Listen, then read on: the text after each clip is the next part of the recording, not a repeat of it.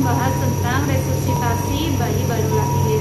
Jadi resusitasi bayi baru lahir biasanya dilaksanakan pada bayi yang lahir asfiksia atau ketika baru lahir bayi tidak bisa bernafas dengan spontan atau bernafas megap-megap. Jadi nanti kita lakukan resusitasi. Sebelumnya kita lakukan pengkajian ke ibu apakah ada faktor resiko terjadinya asfiksia. Misalnya hamil kembar, kemudian kelahiran preterm, ibu PEB, ibu DM, dan lain-lain. Jadi kita kaji terlebih dahulu apakah bayi ini kemungkinan lahir asfiksia. Jika ada kemungkinan lahir asfiksia, maka kita edukasi ke orang tua. Kita edukasi ke orang tua, bayi mungkin lahir asfiksia dan memerlukan tindakan resusitasi. Tindakan resusitasi ini ada beberapa langkah. Bisa hanya langkah awal saja, bisa sampai pemberian nafas buatan, melakukan ventilasi, kompresi, sampai dilakukan intubasi dan pemberian obat untuk merangsang jantung dari bayi. Jadi sebelum persalinan kita edukasi ke orang tua, kita minta inform consent ke orang tua. Peralatan yang dibutuhkan untuk resusitasi di kasus ada banyak. Yang pertama kita siapkan adalah infant bladder untuk penghangat. Bisa dilihat kita menghidupkannya di sini. Ini untuk pemanasnya, kemudian yang ini untuk penerangannya. Ketika kita hidupkan seperti ini, nanti panasnya maksimal 100%. Maka kita turunkan. Kita turunkan atau kita pasangkan ke bayi. Jadi kalau kita pasangkan ke bayi, kita pakai setting bayi ini. Kita target 36,5. Ini bayi sekarang suhunya ini. Jadi ini karena belum tertempel ke bayi, jadi suhunya masih 32,1. Sama 3. Kalau kita pakai manual, pakai yang ini, kita turunkan. Misalnya 4 strip, karena ini kalau di atas 4 strip akan berbunyi alarmnya. Ini ya, ini sensornya, kemudian ini power dan lampu. Kita matikan. Jadi sebelum menerima bayi kita hidupkan terlebih dahulu biar hangat. Kemudian yang kita persiapkan yang kedua adalah section. Section ada berbagai macam. Ini warna ini memperlihatkan ukurannya. Jadi untuk yang hijau nomor 6, biru nomor 8, putih nomor 12. Yang nomor 6 ini kita gunakan untuk BBLR. Kemudian yang BBLC kita gunakan yang nomor 8.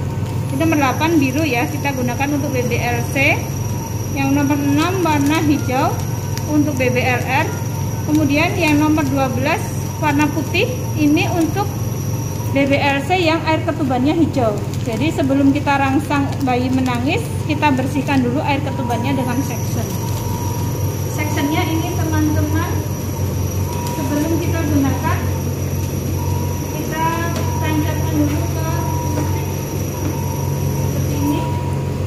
Kemudian kita ke bayinya, ini namanya Yankur ya. Jadi ini biasanya belum terpasang. Jadi sebelumnya belum terpasang seperti ini. Kemudian kita pasangkan di sini. Kemudian yang satu kita pasangkan di sini. Seperti ini. Kita pasangkan.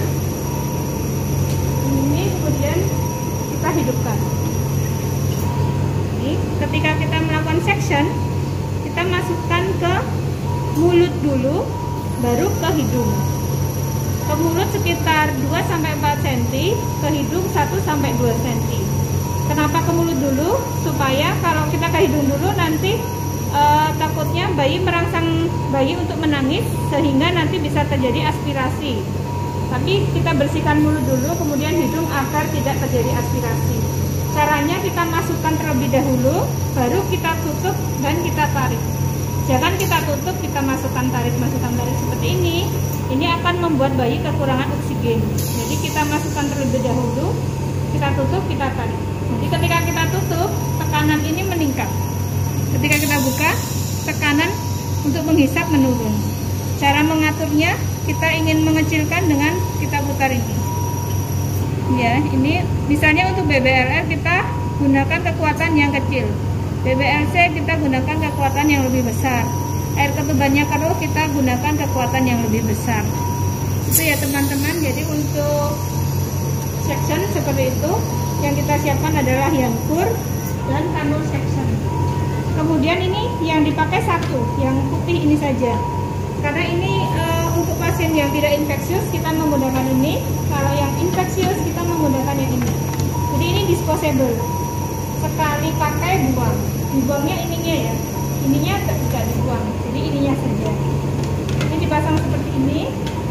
Kemudian janturnya dipasang di, oh ini dicopot terus dipasang di sini ya. Ini masuk sini terus janturnya masuk sini.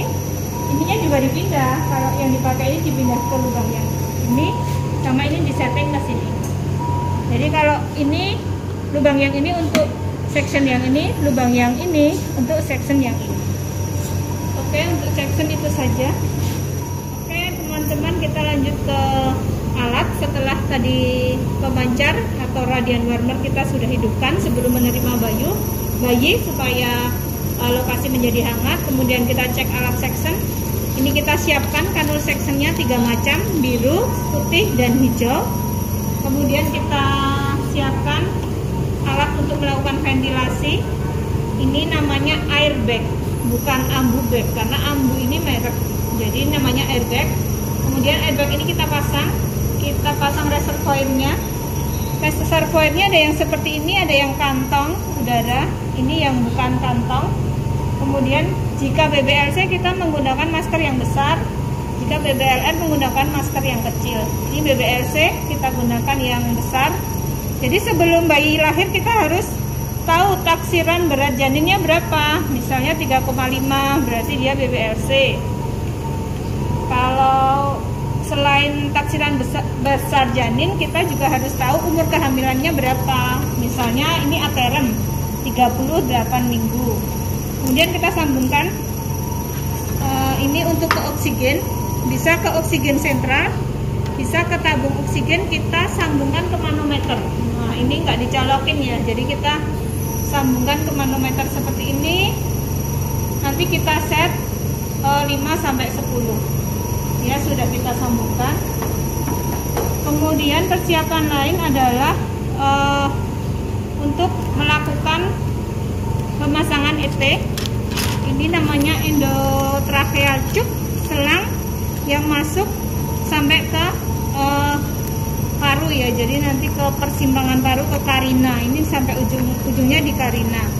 Ini ada nomor 2,5, ada nomor 3, 3,5, 4. Untuk BBLC nanti disesuaikan beratnya. Ini kita siapkan yang 3,5. Kita siapkan stilet. Jika ini mudah bergerak, nanti kurang kaku, kita bisa masukkan stilet ini. Kita masukkan ke sini seperti ini. Kemudian kita siapkan laringoskop. Laringoskop caranya biasanya gini, dia terpisah seperti ini ya. Jadi kita pasangnya ini. Ini kuncinya. Nah, dorong di sini. Kemudian kita tekan. Nah, ini kalau belum dipakai, kita tekuk seperti ini supaya batunya tidak cepat habis, supaya sinarnya terang.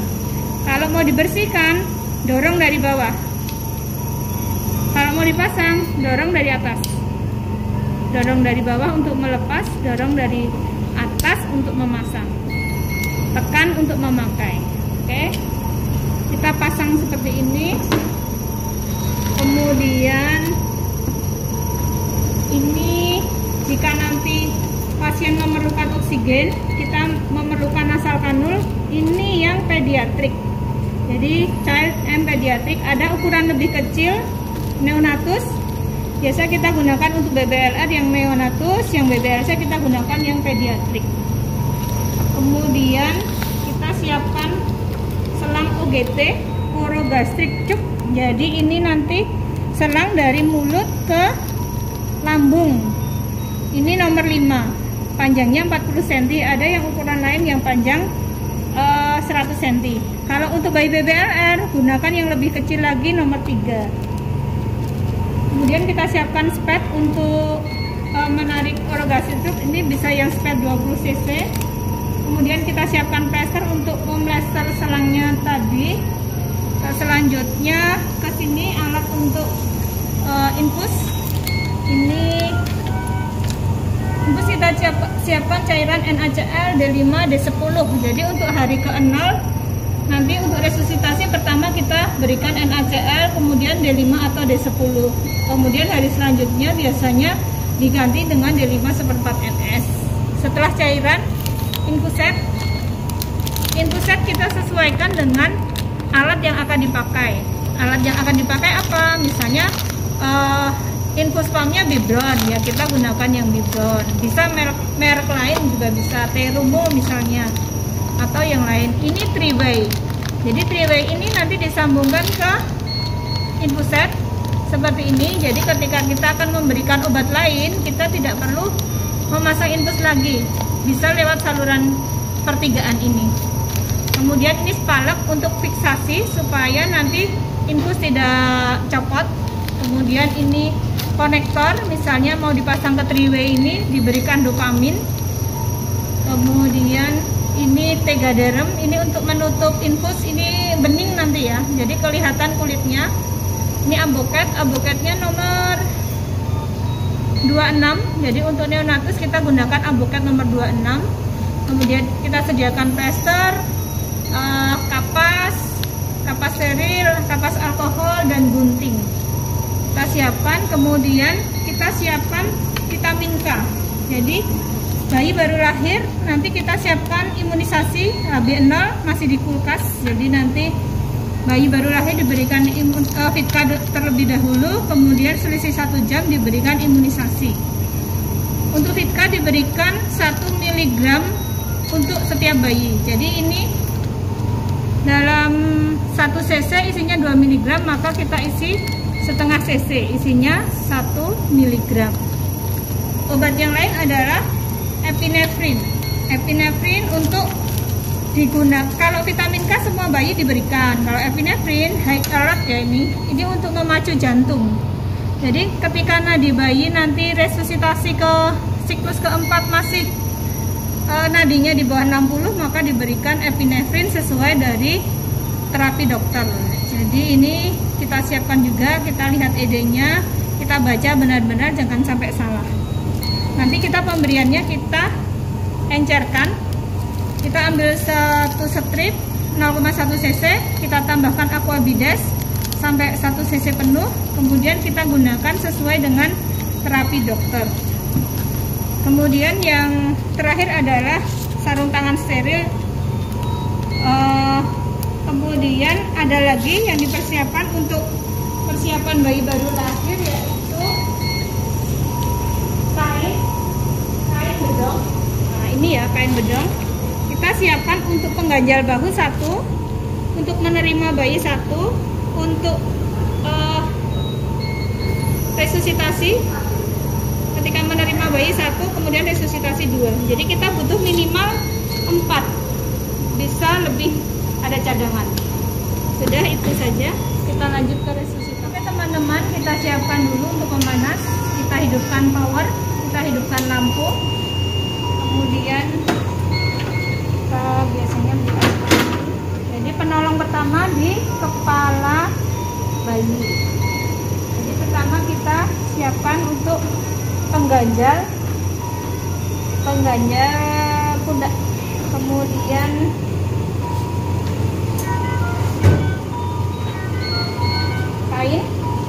kainnya 2 lapis ya, kainnya 2 lapis. 1 lapis pertama,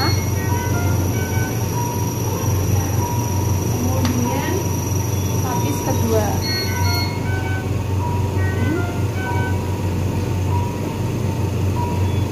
Seperti ini. Kemudian kita menerima bayi dengan kain yang lain. Kita terima bayi seperti ini. Jadi kita menerima bayi, pegangnya seperti ini. Ini ya tangannya seperti ini.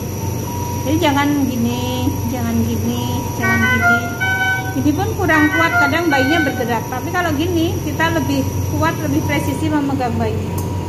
Jadi kita terima bayi seperti ini, pakai kain supaya tidak licin, supaya tidak jatuh bayinya. Kita letakkan, kemudian kita ambil kain ini karena udah basah ya, udah basah. Kita ambil, kita letakkan ke tempat linen kotor. Menerima pasien bayi baru lahir tadi, jika ada lendir, jika hanya lendirnya jernih, kita cukup dimiringkan saja, kita bersihkan, atau menggunakan dede atau menggunakan section. Tapi jika air ketubannya hijau keruh, kita tidak lakukan perangsangan terlebih dahulu, tapi kita section dulu air ketuban yang ada di jalan nafas menggunakan laringoskop. Ini ya, seperti tadi nih, megangnya seperti ini, jadi bukan gini, bukan mencangkul, tapi gini. Jadi kita masukkan seperti ini, kemudian kita masukkan ET, selang ET, masukkan ke dalam, kita section cairan atau lendir yang ada di dalam. Jadi ini penggunaan laringoskop bisa untuk melakukan section, bisa juga untuk pemasangan ET secara permanen. Ini ET dipasang secara permanen, dimasukkan sampai ke karina. Karina tuh di bagian dari paru-paru. Ini nanti dihubungkan ke ventilator atau yang lain. Oke, tempat linen kotor, kemudian kita posisikan. Jadi posisi yang benar untuk resusitasi, kepala bayi dekat penolong, kemudian posisi pengganjal ini tidak di kepala seperti ini, tetapi di pundak seperti ini. Kemudian kita keringkan, dari kepala dulu. Nah, ini bayinya kita nilai apakah bayi menangis, apakah tonus ototnya kuat atau tidak. Tonus ototnya kuat, dia tangannya naik, kakinya naik seperti ini. Nah, ini tonus ototnya kuat. Tapi kalau dia letargis, dia lemah, nempel semua ke bawah, ini dia letargis. Kalau terlalu panas kita turunkan. Lanjut ya, kita keringkan dengan menekan daerah wajah dulu, kemudian rambut kita keringkan dengan menekan, bukan mengusap, tapi menekan. Setelah itu tangan, kemudian kaki, abdomen tadi sudah ya. Kemudian kita keringkan punggung. Nah, keringkan punggung ini kalau bayinya menangis cukup kita tekan saja. Kalau bayinya menangis cukup kita tekan saja. Tapi kalau tidak menangis kita rangsang punggungnya. Terus kita pindah yang sini. Jika tidak menangis kita rangsang punggungnya. Jika menangis kita tekan saja. Kalau masih belum menangis kita bisa merangsang ini. Ini basah ya. Basah, diganti lagi. Dibuang ke linen kotor. Nah, ini udah kering, jadi bayi tidak akan kehilangan panas karena basah. Kemudian selanjutnya setelah menerima, kita cek. Kita ini waktu mengeringkan sekitar 30 detik. Jadi menerima, mengeringkan, kemudian merangsang dan mereposisi. Jadi setelah kita keringkan, misalnya posisi di sini, kita posisikan lagi. Setelah 30 detik kita nilai bayinya ini nadinya bagaimana. Kita cek nadi, kita pegang di umbilikalnya. Nadinya kita hitung dalam 6 detik, kita kalikan 10. Misalnya kita dapat nadinya kurang dari 100, maka kita lakukan